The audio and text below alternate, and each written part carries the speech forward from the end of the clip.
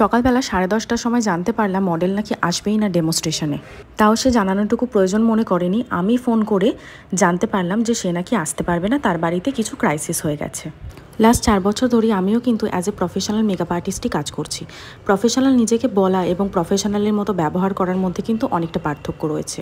হ্যাঁ, প্রত্যেকটা মানুষের জীবনে কিছু সুবিধা অসুবিধা এসে যেতেই পারে। আমাদের কিন্তু নিজেদের বাড়ির প্রতি এবং নিজেদের প্রফেশনের প্রতি 50-50 একটা রেসপন্সিবিলিটি রয়েইছে। আজকে আমারও হতেই পারে যে বাড়িতে এরকম একটা ক্রাইসিস এসে গেল যেখানে আমার প্রিয়জনের একটা শরীর খারাপ, আর সেই দিনকে আমার একটা ব্রাইড আছে। তা বলে কি আমি তাকে জানানোটুকু প্রয়োজন মনে করব না? হ্যাঁ, ঠিক এরকমটাই করে কিছু কিছু মডেল। আমি আসলে এই জিনিসগুলো নিয়ে কথা বলতে ভালোবাসি না, তাই হয়তো আমি লাইভ টাইভ করে কিছু বলিনি। কিন্তু এটা শুধু একবার বলে বলবো না। আজকে আমি যত বছর ক্লাস করাচ্ছি, কোনো দিনও আমার 5-5টা ডেমোস্ট্রেশন কিন্তু এরকম একটা মডেলের কি বলবো, হ্যারাসমেন্ট ছাড়া, মডেলরা তো যথারীতি হ্যারাসই করে কিছু কিছু মডেল, তো সেটা ছাড়া কিন্তু ক্লাস আমার কখনো হয়নি। সকাল 9:30 থেকে দূর দূরান্ত থেকে সমস্ত স্টুডেন্টরা এসে বসে আছে। ঘর ভর্তি আমার 30টা মেয়ে। সেখানে 10:30টার সময় আমি ফোন করে জানতে পারি, সে মুখের ওপর বলে দিল যে আমি যেতে পারবো না। আর আজকালকার দিনে তো মা বাবার নাম নিয়ে বলাটা খুব ইজি হয়ে গেছে, কারণ মা বাবাকে নিয়ে বললে সবাই জানে কেউ কিছু বলতে পারবে না, আর সত্যতা মিথ্যাটা কিছুই যাচাই করতে আসবে না। হ্যাঁ, একবারের জন্য আমি চোখ বন্ধ করে বিশ্বাস করেও নিলাম তার কথাতে। কিন্তু একটা প্রফেশনের প্রতি নিজের তো দায়িত্ব আছে। শুধুমাত্র মেডেল নিলে আর নিজেকে প্রফেশনাল বললে তো প্রফেশনাল হওয়া যায় না। প্রফেশনালের মতো কিন্তু ব্যবহারটুকুও রাখতে হয়। আজকে আমার যদি বাড়িতে কারোর শরীর খারাপ হয়ে যেত, অ্যাটলিস্ট আমি আমার ব্রাইডকে কিন্তু ফোন করে জানাতাম। কিন্তু কি বলতো, এই জিনিসগুলো দিয়ে তো আমি আমার পেজটাকে করতে চাইনি কখনো, তাই এই নোংরামিগুলো আমি আমার পেজে আর করলাম না। মানে আমি আলাদা করে লাইভ করে আর বললাম না। এবার আসি এই মেয়েটির কথাতে।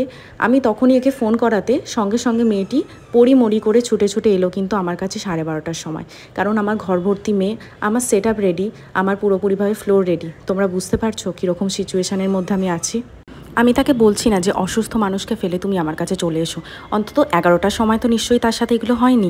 সে আমাকে 8টাতেও ফোন করে বলতে পারতো, আমি কাউকে অন্তত জোগাড় করতে পারতাম। তা বলে 10:30টার সময় জানতে পারবো? 10:30টায় জানতে পারলাম, 11টায় ক্লাস শুরু, ভাবতে পারছো? অথচ 2 ঘন্টা আগে সে ফেসবুকে সবাইকে কমেন্ট করছিল, মানে নামি দামি মেকআপ আর্টিস্টদের পা চেটে কমেন্ট করছিল। ওগুলো করার জন্য সময় পেলো, কিন্তু সময় পেলো না যে আমাকে একবার জানাক তার বাড়িতে ক্রাইসিস হয়ে গেছে।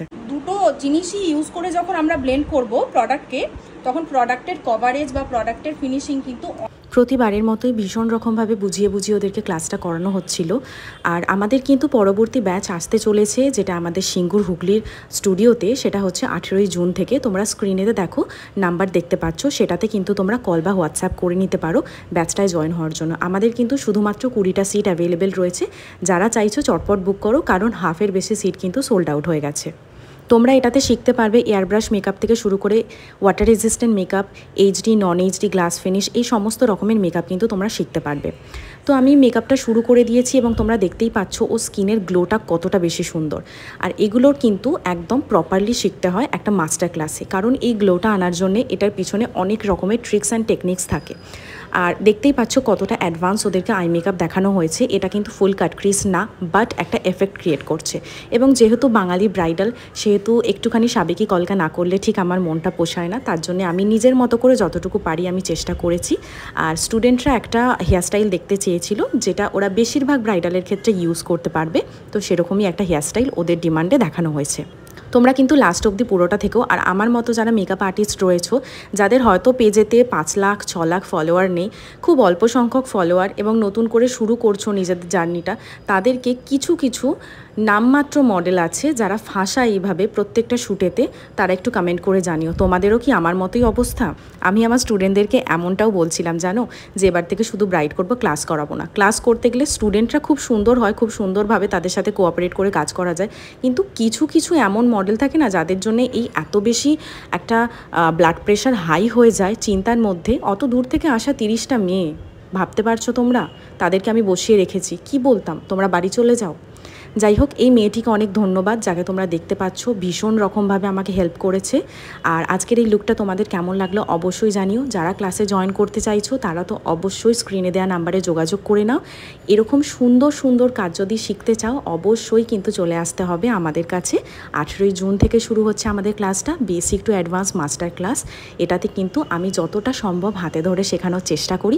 আশা করছি তোমরা এলেও কিন্তু তোমাদেরকে এতটাই সুন্দরভাবে আমি শেখাতে পারবো। তাহলে যদি আমার উপর ভরসা থেকে থাকে, অবশ্যই আসতে পারো। আজকের এই লুকটা কেমন লাগলো সেটা অবশ্যই জানিও। দেখা হচ্ছে নতুন ভিডিওতে। টাটা।